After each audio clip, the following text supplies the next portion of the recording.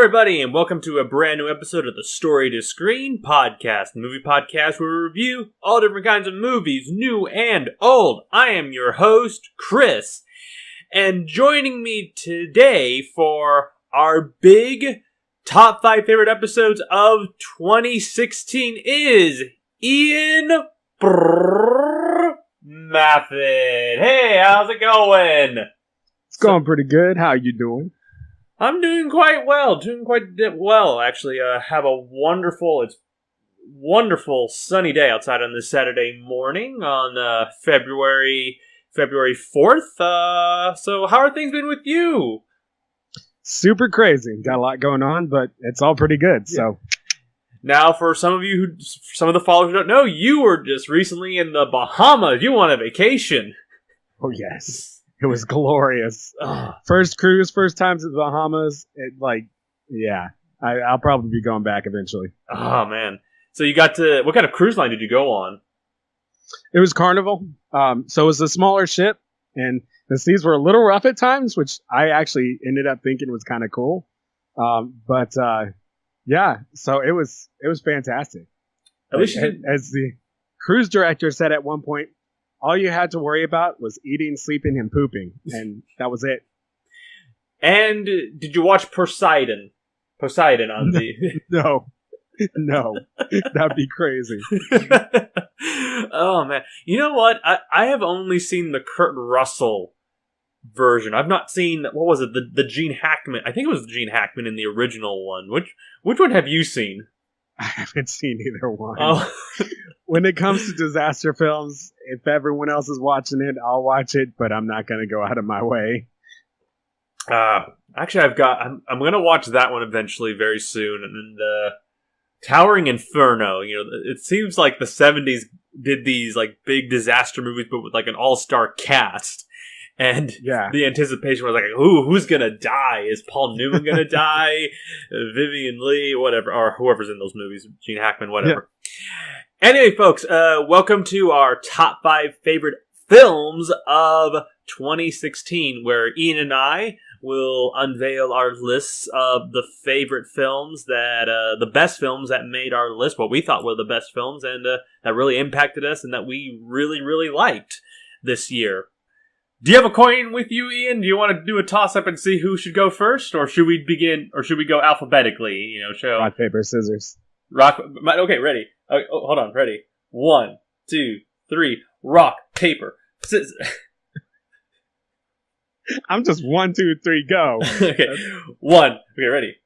1, 2, 3, go. Scissors. Doesn't scissors conquer paper? Yes. Okay, Ian.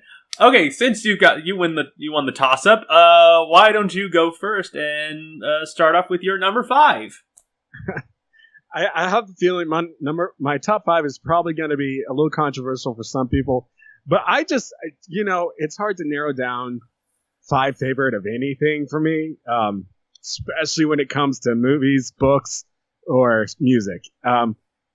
So I just went with what I really enjoyed, what I was looking forward to, and what I really enjoyed watching. Yes. Those two combined it makes for a really good movie for me. So my number 5 is X-Men Apocalypse. Interesting. Yes. Go ahead. I know a lot of people disagree with me, but I actually enjoyed this movie, just because I felt like it pulled you in. It was fantastic. A lot of fantastic visuals, kind of wrapped up the storyline, and plus, Bryan Singer as a person is an awful human being, but as a director, he's really solid, and I'm glad they pulled him out for this one. Oh, that's an interesting. I was not expecting that one. Did you feel like it was not as... I mean, it couldn't... It was not as good as X-Men Days of Future Past. I will say that. No, that's... They set the bar pretty high with that one. Yeah.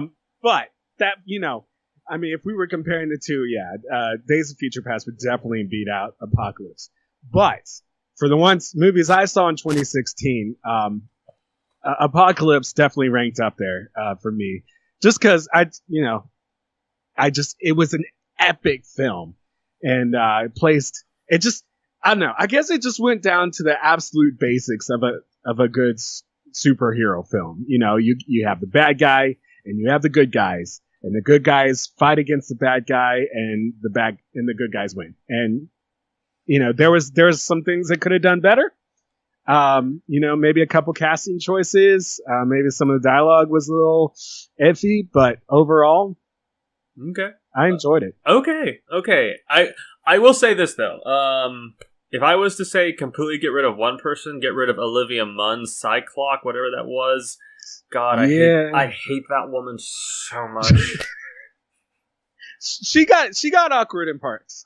I will give you that. She's just awkward, period. I don't know what it is with her. She's just weird. Okay, so that was your number 5. Okay.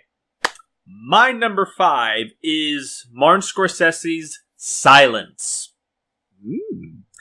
Oh my gosh. I am so lucky to have seen this in the movie theater, because it had such a limited release, and I just found out about it the last day before it stopped playing in theaters. So the local theater was playing it, and I had an afternoon off. I'm like, oh, I gotta go see it. And I was like, and I got to see it in the morning, and it was, oh my gosh, what a cinematic treat to see a different side of Scorsese. We know Scorsese from The Departed, Goodfellas, the gangster mob movies, that he's been so renowned for. But it was kind of nice to see him dabble in a movie about a biblical subject matter, if not Christianity. For those who don't know, it's a movie about two Roman Catholic priests who go to Japan, who are trying to preach the gospel, but they find out that one of their leaders, Liam Neeson, has been taken, and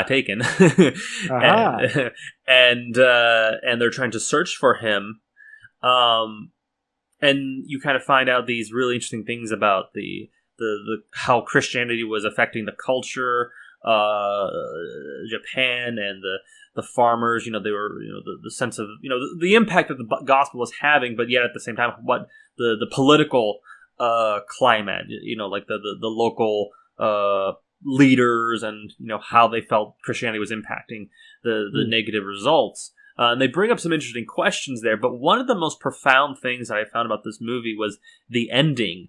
The movie asks this question: can man have a relationship with God and believe in the Bible, but within himself, and outwardly, can he have a relationship with God inside, but outwardly, because of fear of the climate, and the political surroundings,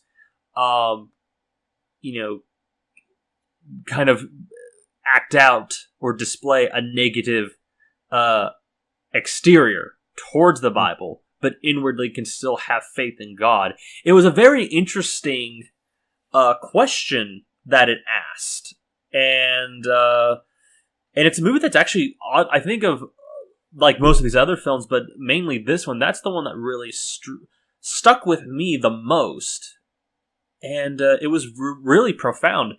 But yeah, that is my number 5 right there. It was very, very good. Did you get a chance to see it? I did not, and I had not heard that much about it. So yeah, now that you're talking about it, I think that's one I definitely need to see. Yeah. So that's my number 5. So what is your number 4? I chose for my number 4 as Fantastic Beasts and Where to Find Them. Again, my list is probably going to be controversial to some, but this was just one of those films that I just had fun with. Granted, I saw this on a date with a girl, so I probably wasn't paying a whole lot of attention to that, to the film. But I felt I'm a big fan of J.K. Rowling now that I've actually read the whole Harry Potter series. So it's a fun film. It's not it's not like, oh my goodness, it's so amazing, but it's fun. I'll probably watch it again many times. And especially for the Harry Potter fans, it's a must see. So, how much of it does it set up the Harry Potter? I've not seen it yet, and I was just kind of wondering, like, how much is it? Like, does it explore like Harry Potter's parentage? I mean, is it get into that stuff? No, actually, not at all. It's more of a. It's not really a prequel. It's more of a kind of side story. It doesn't really deal with Harry Potter too much. It deals with some characters that are mentioned in the Harry Potter original Harry Potter books. It kind of fleshes out some of the stories there, and gives you kind of a better idea of what happened and what went down. But it really just, if you're all familiar with Harry Potter, there's a book that's referenced many times. That's this title, Fantastic Beasts and Where to Find Them, and it's basically it revolves around the guy who wrote the book and kind of his journey and how he ends up in New York City around the turn of the century, and just kind of deals on what happened with that and some of the people he encountered, and some of the people he deals with are people that are mentioned in the Harry Potter books. So it's just kind of an interesting fleshing out of the original story. Okay, but is there like a young Dumbledore, Voldemort, those type of characters? Dumbledore is referenced. Voldemort is not. Well, briefly.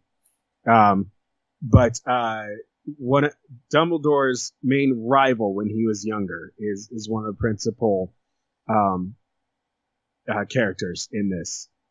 Okay. So that is your number 4. Okay. My number 4 is Captain America: Civil War. Oh gosh. I mean, I never would have thought in a million years that Marvel would have done not just a great film, but just another great film, but a great third entry in a particular in the franchise. In this case, was the Captain America franchise, and I had so many doubts with this film, and I had so much like, is this going to work? Is that going to work? How are they going to pull all this stuff? And to my surprise, it worked brilliantly. I mean, the fact that you were able to make it a Captain America movie, but with all these characters, all these other kind of like Avengers type of characters, Iron Man, the Black Widow, Vision, Hawkeye, Ant-Man, etc. All of these, this huge lineup. I would never have thought in a million years that was going to work. And it worked so well. And it maintained the heart that it was a Captain America story, and it was about, and also about his relationship with Bucky, which was a great continuation of the Winter Soldier story. And it explored some really interesting things, about, should superheroes be under the control of the government? Should they have the free will to take action, or should they be held accountable by higher authorities? And I think that's a really interesting take, and it's, in my opinion, one of the best superhero movies since the X-Men movies. It's funny we're talking about since the first 2 Bryan Singer X-Men movies, which I think were a little bit more social commentaries than his latter 2, and I loved. And you had I think finally you had a villain who was interesting, who felt like he had a much more personal vendetta that was not like, oh, I was being looked down upon and all that, and and just that airport sequence is one of the best like action sequences in superhero movies ever put to film. I mean, yes. Oh my gosh. Yes. It was grand. It was just so grand to see that film, and I enjoyed it. I cannot wait to see what the Russo brothers are going to do with Infinity Wars. Like that's heck yes, like that's going to be amazing. Like seeing what they did with that airport sequence and the scene with them like both of them charging at each other makes you wonder the same minds who did that. What are they going to do with? How are they going to top that in Infinity Wars? Is exciting to me, but I think it's going to be very rewarding because, like, if they manage to top themselves, I'm like, that's it. I don't need to see any more Avengers movies. Like, I don't need to see any more. Like, that's it. Just that's it. It's all wrapped up in a nice bow. Mm-hmm. Okay, so that's my number 4. All right, Ian, what's your number 3? Wait for it. My number 3 is Captain America: Civil War. All right. I completely agree with you on this one. I was skeptical that anybody could beat Captain America: Winter Soldier because that was just a fan-freaking-tastic film. I mean, the character development, everything was meant to been, or however you say that. But you get to Civil War, and it's just wow. The character development, the action sequences, the fact that they introduced a legitimate, cool Spider-Man that's actually close to what the comics portray him as. Like I'm super excited about that. I'm just absolutely stoked. And just the fact that there's no like one person that's like, oh, he's evil, and no person that's like, I'm such a good guy. There's a lot going on there. Like both sides feel like they're in the right. And both sides have a lot to gain or lose, and it's an epic film. Oh my gosh, yeah. Okay, that's your number 3. My number 3 is Kubo and the Two Strings. This is just a beautiful piece of animation, stop motion animation. I mean, this studio, the studio that makes these films, they're the ones that did Coraline, I think it's called, Paranorman, and the Box Trolls. I mean, these people are just, they're no slacks when it comes to their own animated movies. I mean, they are some of the best animators in the world. And this story about another story about the culture of Asia. I think it's set in Japan, and this story about storytelling and also your ancestors, your past, coming from this mythical bloodline of powerful beings and kind of witches and just fairy tale, just fairy tales, and it's so incredible, and just and it's about this culture that I've really been intrigued by, the Japanese culture, and the story, and this little journey that he takes on Kubo takes, and these incarnations that he discovers, like this monkey and this beetle bug played by Matthew McConaughey. Matthew McConaughey was actually kind of funny as that character, and but it's just one of the best animated movies I've seen in a while, and it was just a beautiful story about family, and the use of the using of your gifts, and how you use those gifts, to better, to bring betterment to other people, and also, do you let those gifts that could be given unto you for the wrong purposes, to rule over people, or do you use that to kind of to better people, to do better things? That's what kind of Kubo and the Two Strings is about. And I felt it was again, like, I watched some of the behind the scenes stuff, and it is one of the most amazing pieces of animation, and that it was just some really beautiful stuff right there. So yeah, Kubo and the Two Strings, my number 3. So, all right then. What's your number 2? My number 2, and I'm sure this is going to shock everybody, is Rogue One. Why am I shocked? I'm not shocked at all. No, go ahead. Rogue One. I mean, what on earth is there to say about this film that hasn't already been said? That I didn't like it. Well, yeah, some people are more particular than others. But no, go ahead. I'm thinking. It is a Greek tragedy that sets up very well the original trilogy.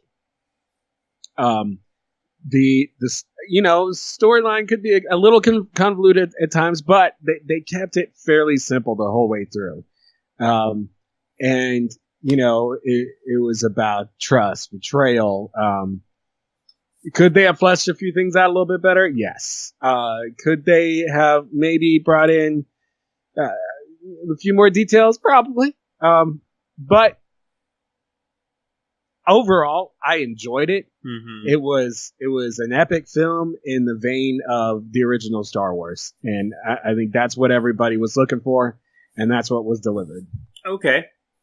My number 2 is 10 Cloverfield Lane. Really? Yes. That's surprising. Really?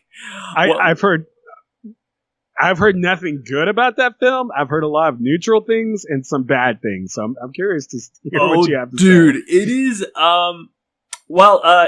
it's a very intimate kind of setting type of story. It's not large scale as, Cloverfield, which this is kind of a spiritual sequel, simultaneous sequel. It depends, but it actually works so well on its own 2 feet. You have John Goodman, what's her name? Mary Elizabeth Winstead, I think that's her name is, the girl from Scott Pilgrim vs. the World, and this other guy who I'm just forgetting. They're all set in this bunker, this underground bunker that John Goodman has created from this alien invasion because he's just such a paranoid freak. But it's a great little thriller. It's like almost in the style like M. Night Shyamalan Signs in some ways. And if you love Signs, I think you'll really like this one. What I loved about it was that it was intimate storytelling at its best, and it's large scale, it's small scale, but with big ideas, because there's a lot of things with the John Goodman character that I don't want to really say.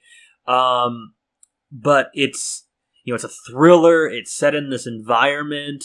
And it's also something that just inspires you all the more to pursue filmmaking. It's like, man, if that person can do it, I can do it too. It's just a matter of me finding the right story in this kind of closed quarters. And, the last 10 minutes may be a little bit like, oh, what? That kind of threw a loop a little bit. But it's a really cool, confined thriller. And I can't really say a whole lot because you got to see it yourself. And I'm just encouraging, mind you, adults and older to check out this movie. It is so well done. And, and if you loved Cloverfield Lane, I think you might like this movie a lot more, in some ways, so yes, 10 Cloverfield Lane is my number 2 right there. So, all right. Have I convinced you to go see it? Yeah, now I feel like I have to. Yes, definitely go see it. Add that to the list. Yes. But really, people have been negative towards it, really. Yeah, like, I've seen some reviews that were just not incredibly positive. But, most of the time it's like, people think what they think, and a lot of times, especially if critics don't like it, I'll probably like it.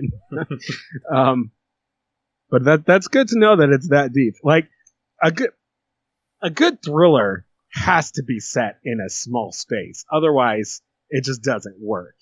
Like, it takes a very special director to make a thriller work that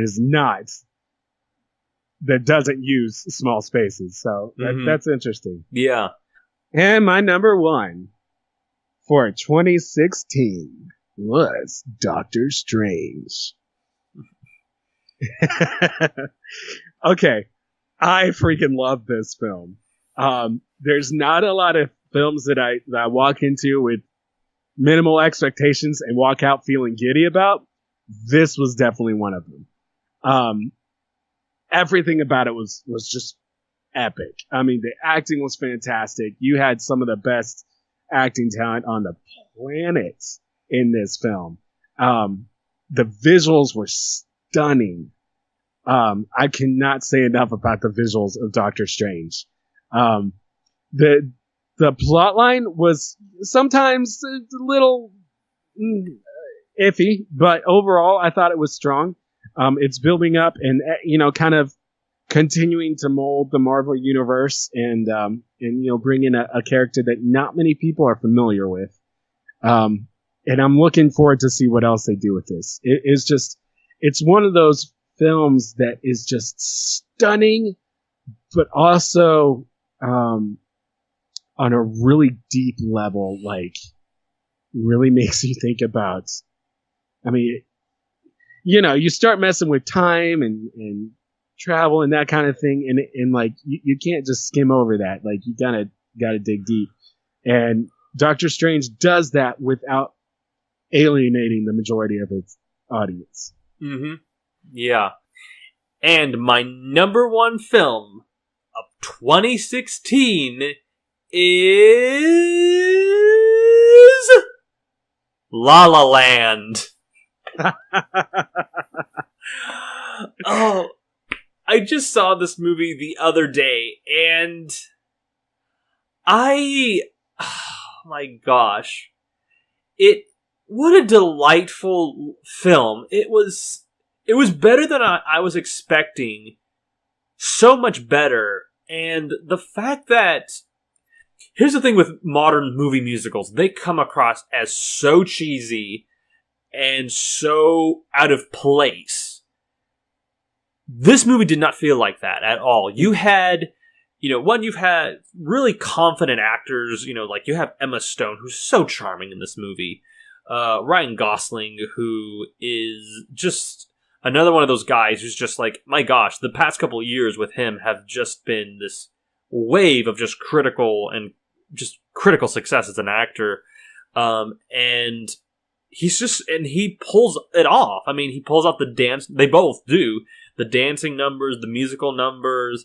And it's also a great take. It's a kind of the reversal take on the whole boy meets girl, boy loses girl, boy gains a girl again. It actually plays that up, but it actually kind of reverses it a lot in this movie, and that's what made it so tender and even the ending kind of sad. I won't say what happened at the end, but it was so beautiful, and the musical numbers were quite marvelous to behold, and they weren't cheesy at all. That's the funny thing about this movie, is that the guy who directed this movie, who directed Whiplash, he did not bend to the ridiculousness of modern musicals. He made it in the vein of like the MGM musicals, and made it work in that way. Like, it kind of reminded me a little bit of Singing in the Rain, and also a little bit of like it was kind of also kind of like Casablanca in some ways. There's kind of a little bit of a Casablanca feel to it as well. And I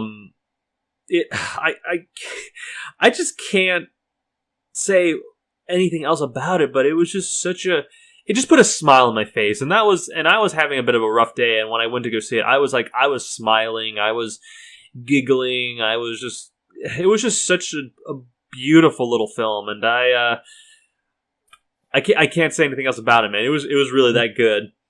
I'm assuming you haven't seen it yet. I have not, but I've heard a lot of good things about it. Dude, if you like musicals, check it out. It is worth the $5. I saw it for especially $5 in the movie theater. It was that's what made it all the more special. Just the $5. No. But it was just great. It was just great. A great overall film, and some catchy little tunes, and also the art decoration was popping. It was like this kind of pop art type of feel to it, like very colorful, and almost gave it like a kind of a fantasy, kind of dreamlike feel to it. It was very well done, and Emma Stone, I like that little girl. She's just so cute. Anyway, so yeah, that is my number. That is my number one. Some really good films that we pulled out. You were kind of more pulling out like the bigger films, and I kind of pulled out a little bit of the two, and I think we had a good mixture there of some really good films. Audiences, you can find us on iTunes and Stitcher. Please leave us a review on iTunes and subscribe to our show as well. You can also find us on Facebook and on Twitter. Please follow us on those social media pages as well. And also send us emails at s2spodcast@gmail.com to send us some requests for movies and requests for future reviews. Anyway, audiences, that's going to do it for this episode of Story to Screen. Actually, this is episode 105. So, 95 more to go to 200. No, I'm not gonna do a big push for two. We'll get there when we get there, so, we'll catch you next week and with the Lego Batman review and our interview with Chris McKay. So, stay tuned and keep an eye on those folks, and, take care, everybody. Cheers. Peace.